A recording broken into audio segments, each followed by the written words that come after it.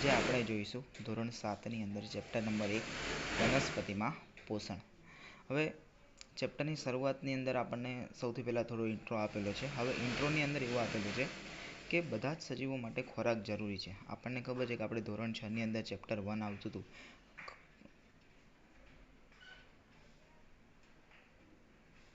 ખોરાકના ઘટકો.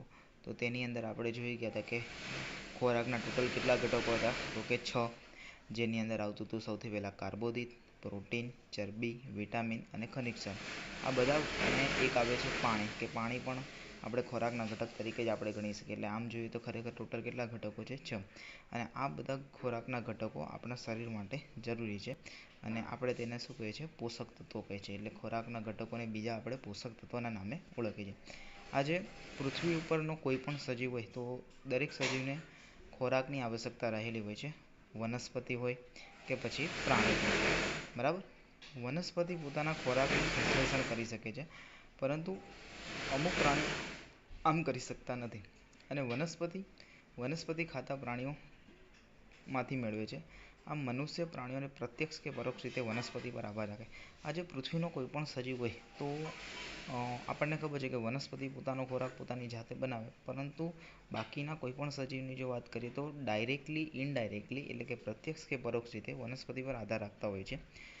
કારણ કે આપણને ખબર છે કે સિંહ છે તો સિંહ માંસાહારી કક્ષાનું પ્રાણી છે, પરંતુ સિંહને ખોરાક માટે તૃણાહારી કક્ષાના પ્રાણીઓની જરૂર પડે છે, અને તૃણાહારી કક્ષાના પ્રાણીઓને પોતાનું જીવન ટકાવી રાખવા માટે વનસ્પતિની જરૂર પડે છે.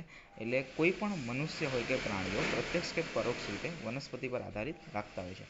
હવે વાત કરીએ આપણો ટોપિક નંબર 1, વનસ્પતિમાં પોષણના પ્રકાર.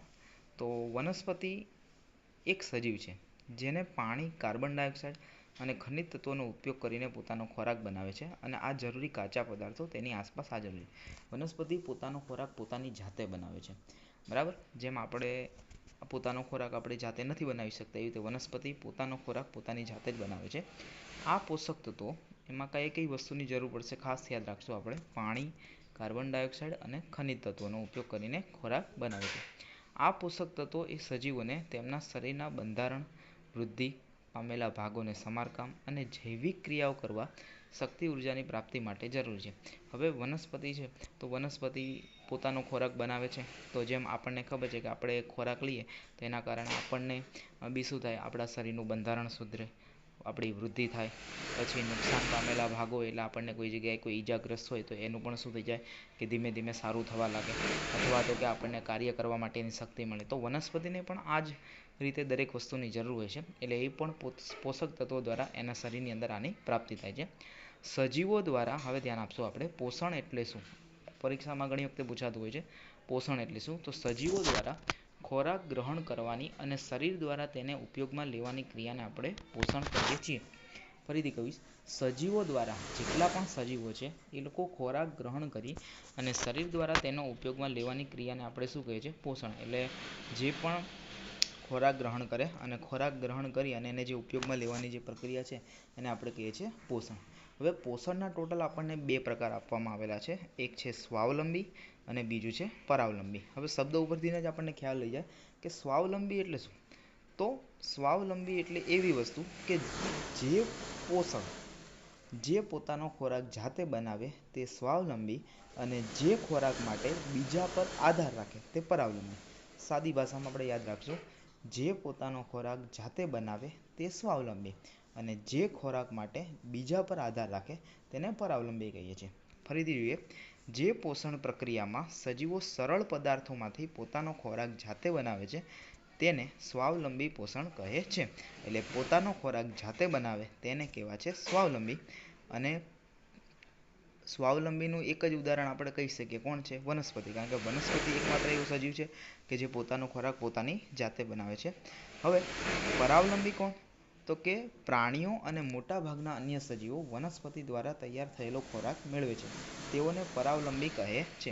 પ્રાણીઓ અને મોટાભાગના કોઈ પણ સજીવો છે તો બધા વનસ્પતિ દ્વારા જે પણ તૈયાર થયેલો ખોરાક હોય એ મેળવે છે અને તેઓને આપણે શું કહે છે પરાવલંબી.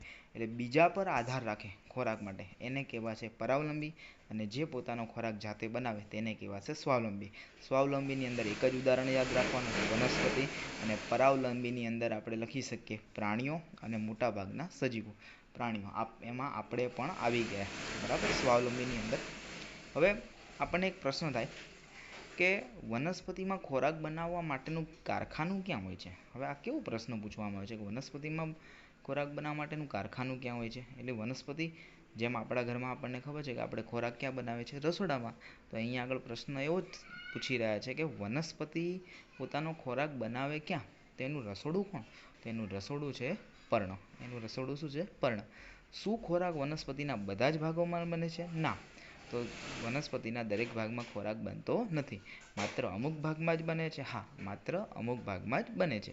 કયા ભાગમાં? તો પર્ણમાં. કયા ભાગમાં? પર્ણમાં. વનસ્પતિ ખોરાક બનાવવા માટે તેમની આસપાસમાંથી કાચા પદાર્થો કેવી રીતે મેળવે છે? તો અલગ અલગ રીતે મેળવે છે.